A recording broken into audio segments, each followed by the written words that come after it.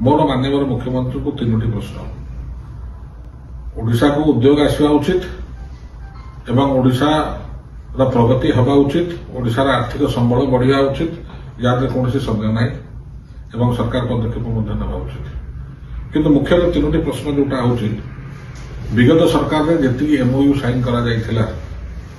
बर्तमान सुधा केते प्रतिफलन है। जो अंचल विकास करने से कहते सी अंचल तीनटा प्रमुख जुगान्तकारी पदक्षेप विगत सरकार नहीं किंतु सेटा आज आखि को देखा जाना सेटा हूँ जेएसडब्ल्यू आपण EV electric vehicle manufacturing unit तार खोज खबर नहीं से महाराष्ट्र को पलि सारे। सर्वबृहत्तम प्रकल्प जोटा ओडिशा आसूला आर्सेल मित्तल स्टील प्लांट जोटा कि पारादीप हवा कथा जहाँ प्रथम पर्याय 6-1 नोटिफिकेशन जमी अधिग्रहण होता तार स्थिति आज कौन से ओडिशा अच्छा ना आंध्र जा सारे। एवं तृतीय जोटा कथा हूँ से जगतसिंहपुर अंचल आपण पारादीप अंचल जो विभिन्न जेएसडब्ल्यू स्टील प्लांट हूँ कि आपणकर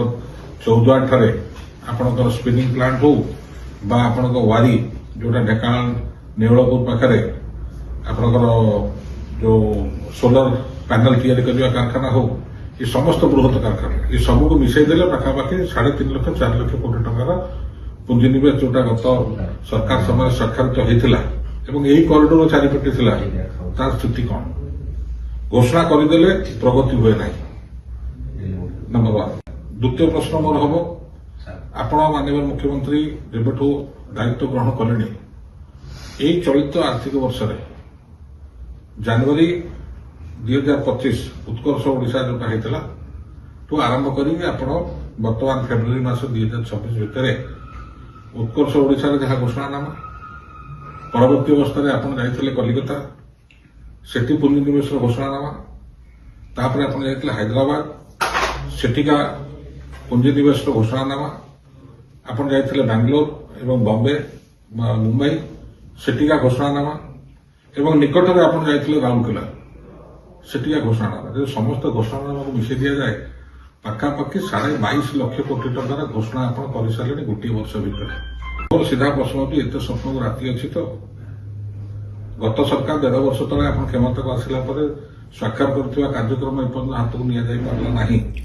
एवं आप गोटे वर्ष भितर गोटे आर्थिक वर्ष 22.5 लाख कोटी टकर पाखापाखि निवेश हो बोली ओडिशावासी को जो दिन दिवालोक हार्किन देखा এটা কিন্তু সত্যରେ ପରିଣତ ହେବ। 3 नंबर प्रश्न मोर रहा आपको आज्ञा कि जी कथा आप कहते जोटा पुंजीनिवेश हम ताकू सस्टेन करने आमर जो आनुषंगिक व्यवस्था दरकार आईन श्रृंखला हो स्वास्थ्य हो विद्युतकरण हो कि आपणकर आनुषंगिक आप कमर्शियल एक्टिविटी हो ये सब विषय सरकार नजर रखी तो एमएसएमई जो सर्वाधिक चाकरी मिल तार या प्रभावटा कौन पड़ो या सरकार किसी खसड़ा प्रस्तुत अच्छी कि ना खाली नीति आयोग वाला नीति निर्धारण करदे केंद्र सरकार किसी पैसा देला मैचिंग शेयर ओडिशा सरकार देले या प्रगति हो कि तो ये 3टी प्रश्न आगामी दिन में माननीय मुख्यमंत्री निश्चित भाव में प्रश्न उत्तर रखिए।